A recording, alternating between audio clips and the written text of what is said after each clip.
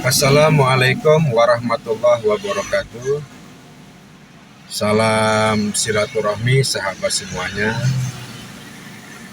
Semoga sahabat semuanya pada pagi hari ini senantiasa mendapatkan rahmat dan barokah dari Allah Subhanahu wa taala, serta senantiasa diberikan kesehatan oleh Allah Subhanahu wa taala. Amin ya rabbal alamin. NKRI adalah kita. Sahabat semuanya, tahun 2023 menuju atau melangkah ke tahun 2024. 2023-2024 adalah tahun politik, di mana proses demokrasi perpolitikan kita sudah mulai berjalan. Ada pendaftaran calon anggota DPR RI, calon DPD RI, caleg DPRD provinsi, pendaftaran caleg DPRD kabupaten kota.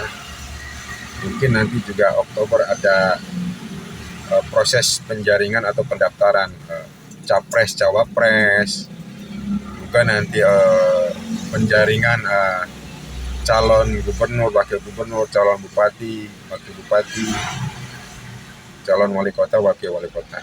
Artinya nanti di 2024 itu adalah puncak perhelatan demokrasi, di mana pada tahun 2024 itu serentak akan diadakan pemilu, pemilihan caleg, DPD, Pilpres, dan Pilkada. Aturan atau sistem undang-undang politik ini dibuat dengan tujuan positif bahwa dengan serentak di 2024 untuk meminimalisir kos politik atau kos pemilu, biaya pemilu, dan juga meminimalisir, menghemat waktu. Walaupun sebenarnya biaya perhelatan pemilu di Republik Indonesia, di negeri kita, cukup besar. Dimulai dari awal reformasi sampai sekarang, kita sepakat bahwa proses pemilu selalu kita ada perbaikan-perbaikan di DPR RI. Digodok undang-undang pemilu selalu ada perubahan, amandemen, perbaikan. Tentu tujuannya untuk membangun sebuah sistem yang lebih baik, sistem demokrasi yang lebih baik, lebih modern, lebih pro rakyat. Tetapi ironis, sebuah sistem pemilu yang baik menurut KAP ya, tidak diimbangi dengan sebuah realita yang ada, bahwa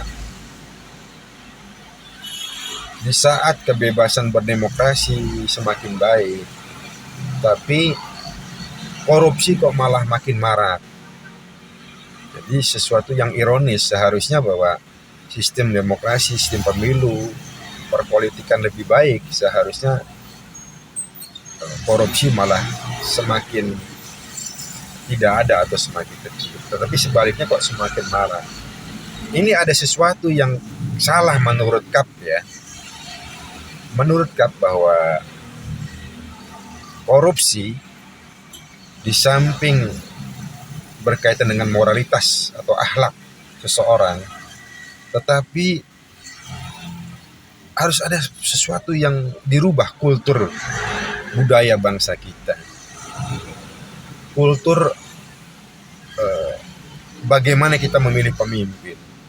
Ingat bahwa menurut KAP bahwa korupsi itu tidak hanya moralitas seseorang, tapi kondisi atau terkondisikan. Salah satu contoh begitu.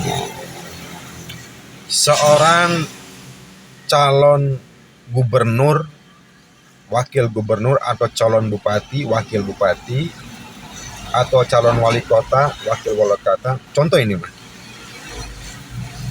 Ingin mencalonkan diri menjadi calon gubernur, calon bupati, calon wali kota, itu harus mendapatkan rekomendasi dari partai yang memperoleh 20% kursi di legislatif. Artinya bisa penggabungan partai, atau kalau partai besar bisa mencalonkan diri. Artinya seorang calon kepala daerah tersebut harus mendapatkan rekomendasi untuk mencalonkan sebagai calon kepala daerah, calon gubernur, calon bupati, calon wali kota. Nah, melakukan proses penjaringan tersebut itu tidak sedikit uang gitu. Bahkan banyak makelar-makelar gitu loh. Mungkin ketua umum dan sekjennya tidak minta, tetapi makelarnya atau mediatornya itu yang kadang-kadang membebankan kepada calon gubernur, calon bupati, calon wali kota yang akan mencalonkan diri dalam pilkada. Karena memang syaratnya harus mendapatkan rekomendasi dari partai yang ditandatangani oleh ketua umum dan sekjen. Baik lagi, itu Kap sering mendengar bahwa untuk mendapatkan sebuah rekomendasi dari partai, seorang calon kepala daerah bisa mengeluarkan uang miliaran. Itu yang pertama. Bisa saja juga melalui jalur independen juga sama. Yang mencalonkan calon kepala daerah melalui jalur independen harus mendapatkan rekomendasi tanda tangan dari sekian persen penduduk tersebut, harus mengumpulkan KTP, tentunya harus memperjakan relawan, dan itu juga sama biayanya. Artinya untuk menjadi calon kepala daerah saja sudah mengeluarkan uang banyak, belum nanti pada waktu proses kampanye. Jadi dihitung-hitung seorang calon bupati, calon wali kota minimal itu bisa mengeluarkan uang dari proses mendapatkan rekom dari partai untuk biaya pemilu kampanye bisa 30-40 miliar. Kalau gubernur lebih besar lagi, bisa puluhan miliar. Nah, setelah mereka jadi, ya, tentu ada hitung-hitungan uang. Kalau mereka itu pinjam atau ada pander, ada yang memodali, mungkin harus mengembalikan atau bergainingnya dengan memberikan satu proyek. Ini persoalannya. Yang kedua, kultur bangsa kita. Nah, ini yang dibilang bahwa kita kalau mendukung seorang pemimpin, kita mendukung seorang calon gubernur, calon bupati, calon wali kota, seyogianya kita tidak balas budi gitu loh. Kita memang murni ingin mendorong figur yang kita calonkan, yang menurut kita itu layak menjadi pemimpin, kita dorong menjadi seorang calon gubernur, menjadi bupati, wali kota, sehingga mereka bisa bekerja dengan baik. Kita jangan bebani bahwa kita balas budi, kamu kan jadi kita dukung loh, saya ikut mendukung loh, sekarang udah jadi saya minta balas budi dong, kasih proyek dong, dan ini sebagainya.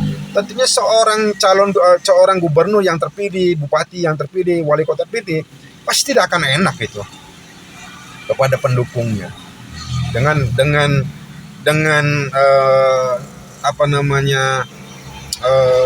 pernah berjasa kepada pencalonannya. Seharusnya kita yang mendukungnya harus sadar, beri kesempatan, nggak usah kita berbalas budi itu. Kita hantarkan ke gerbang mereka menjadi calon pemimpin. Setelah jadi, kita beri kesempatan untuk mereka bekerja dengan baik, untuk bagaimana memperhatikan rakyat dan bagaimana bisa memajukan daerahnya masing-masing. Itulah salah satu mungkin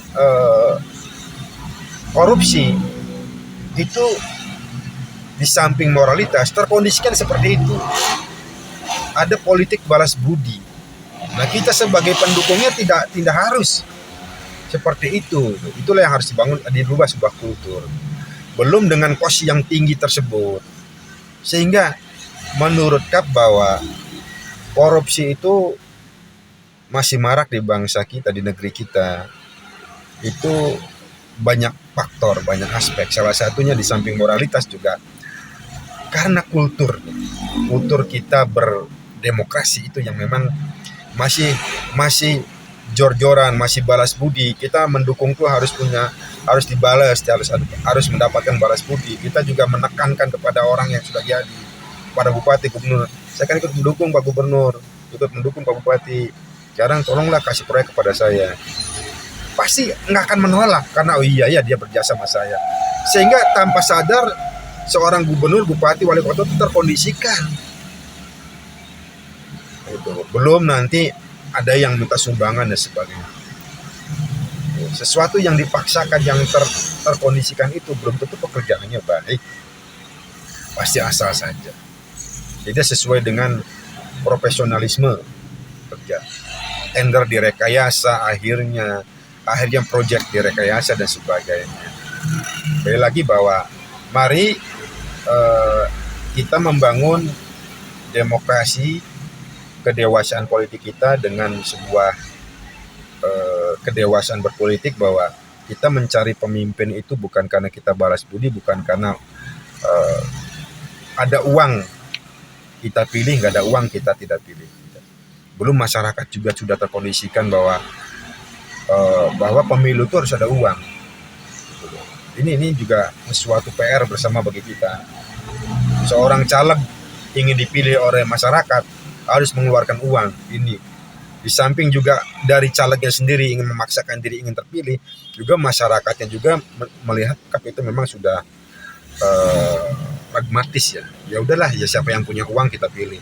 Sehingga seorang calon legislatif untuk menjadi seorang anggota DPR RI, anggota DPRD, provinsi, kabupaten, mengeluarkan uang tidak sedikit, miliaran. Nah, sekarang yang jadi pertanyaan, apakah mereka tuh setelah terpilih bekerja dengan maksimal, dengan baik? Belum tentu. Belum lagi nanti pendukung-pendukung tadi. Pak, saya kan waktu kemarin 100% mendukung Bapak, tolonglah bantu saya, kalau ada atap proyek saya. Sehingga semuanya akhirnya menjadi satu lingkaran setan yang akhirnya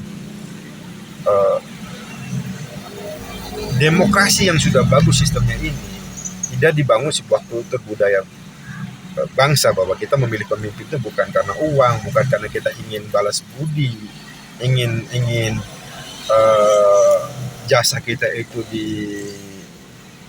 dibalas oleh orang. Memang murni kita itu memilih itu memang tidak ada balas budi. Sudah kita hantarkan mereka, silakan bekerja dengan baik.